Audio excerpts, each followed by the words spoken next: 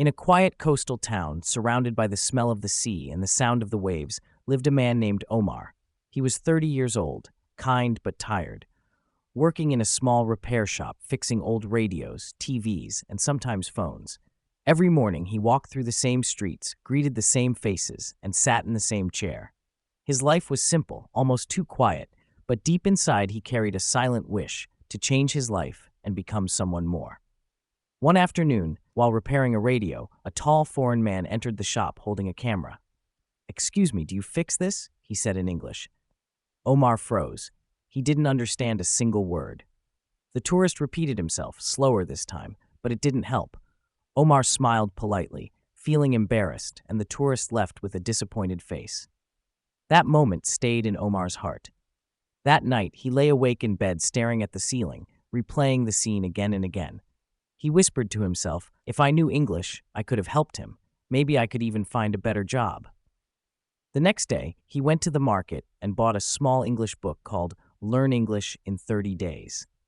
He didn't tell anyone. Every night after work, he studied by a dim lamp, repeating strange words aloud. Pronouncing enough and though made him laugh at first. But even when his friends mocked him and said, "You're too old to learn English," he smiled and replied, "Maybe, but I'm not too old to change my life."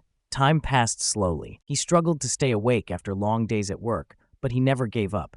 He wrote words on small pieces of paper and stuck them on the walls: window, door, radio, light. His boss, Mr. Youssef, noticed and asked what he was doing. Omar replied shyly, "I'm learning English. Maybe one day it'll help me." The old man smiled and said, "Learning never hurts, my son. Keep going." 6 months later, Omar could understand small phrases. He started watching YouTube videos, listening to English music, repeating the lyrics until he almost memorized them. Sometimes neighbors laughed when they heard him talking to himself in English, but he didn't care. One afternoon, a tourist entered the shop again. This time, Omar stood tall and said carefully, "Hello, can I help you?" The tourist smiled and replied, "Yes, I need to fix this." They spoke for a few minutes. The English wasn't perfect, but Omar understood everything. When the tourist said, "Your English is good," Omar felt something powerful in his chest: pride. From that day, he used English every chance he got. He talked to tourists, helped them find shops, guided them through the market. Word spread quickly. "Go to Omar's shop, he speaks English." One day, a hotel manager named Mr. Karim visited him and said, "Omar, we need someone like you to help our guests. Would you like to work with us?" Omar's heart jumped. He nodded and said, "Yes, I'd love to." He worked part-time at the hotel and continued to study at night. A year later, the hotel owner offered him something incredible: a chance to go to London for a training program. Omar had never left his country before. On the plane, he looked out the window and whispered, "Thank you, God, for this." When he arrived in London, everything felt new: the cold wind, the busy streets, the sound of English everywhere.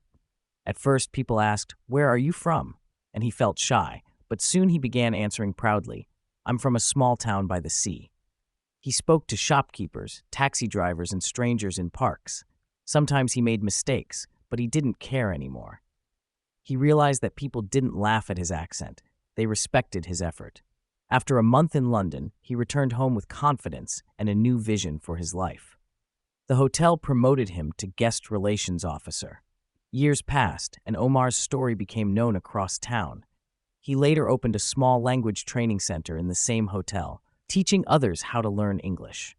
On the wall behind his desk hung a sign that read, "The man who wants to learn will always find a way." Sometimes, when he told his students about his journey, he smiled and said, "English didn't just give me a job, it gave me a new life." After returning from London, Omar felt like a different man. The same streets, the same shop, and the same people, yet everything looked new through his eyes. He no longer saw himself as the quiet repairman from the corner. He saw himself as someone who could go further, who could dream bigger. His English was better now, his confidence stronger, and his dreams much clearer. At the hotel, Omar started training new staff members on how to communicate politely in English with foreign guests. Some of them laughed behind his back, whispering that his accent was strange or that his words sounded funny.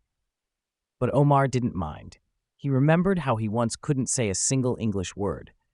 Every laugh only reminded him how far he had come. One morning, as he walked to work, he noticed a young boy sitting on the street selling small trinkets to tourists. The boy looked tired and lost. Omar stopped and asked, "Why aren't you in school?" The boy replied softly, "My father can't pay for it. I sell these to help him." Omar looked at the boy and saw himself years ago, poor, limited, hopeless. That night, Omar couldn't sleep. He kept thinking about the boy, about how many others in the town might have dreams but no opportunity. So the next week, he made a bold decision. He rented a small room near his old repair shop and hung a handwritten sign outside, "Free English classes for everyone." At first, only 2 children came, then 5, then 10. By the end of the month, the room was full. Omar taught them the way he had learned, with patience, stories, and laughter. He used songs, pictures, and short conversations, and even let them practice by greeting tourists outside the shop. He didn't earn money from this, but the happiness in his students' eyes became his reward. Months passed, and one day a local newspaper wrote an article titled "The Man Who Taught a Town English." People from nearby cities began visiting him, asking to join his classes. Omar smiled every time someone said, "Teacher Omar." That title meant more to him than any job. One evening, a woman named Sarah came to one of his classes. She was shy, holding a small notebook tightly in her hands. After class, she waited until everyone left, then said quietly, "Mr. Omar, I want to learn English too. I want to work at the hotel like you one day." Her determination reminded him of his own younger self. Omar agreed to help her privately. Weeks turned into months, and Sarah improved quickly. She soon got a job at the same hotel where Omar worked. Together, they became a team, helping guests, translating conversations, and inspiring others to learn. People started calling them the English duo. A year later, with the hotel's support, Omar and Sarah opened a proper language center in town called Bridge of Words. The name came from something Omar used to say: "A language is a bridge that connects 2 worlds." The center became popular. Tourists visited to volunteer as English speakers, children attended after school, and adults came in the evenings after work. The town slowly changed. Restaurants started using English menus, taxi drivers learned simple phrases, and even street vendors began greeting tourists with a friendly, "Hello, my friend." One night, after finishing his last class, Omar stood by the window watching the sea. The same sea he had known all his life, yet now it reflected a different story. He thought about how a single moment, that tourist with the broken camera, had changed everything. He whispered, "Sometimes one embarrassing moment is a blessing in disguise."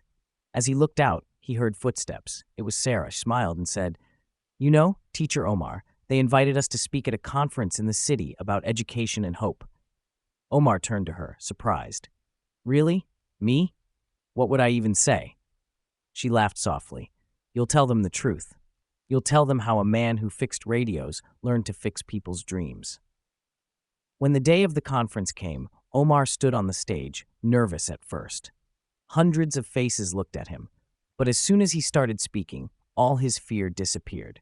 He told his story about the shop, the tourist, the nights with the candlelight, the laughter, the struggle, and the change. When he finished, the audience gave him a standing ovation. Some had tears in their eyes. That night, he received a message from a famous educational organization in London offering to collaborate with his center. Omar smiled. He had once dreamed of learning English to get a better job, but now English had given him something far greater, a purpose.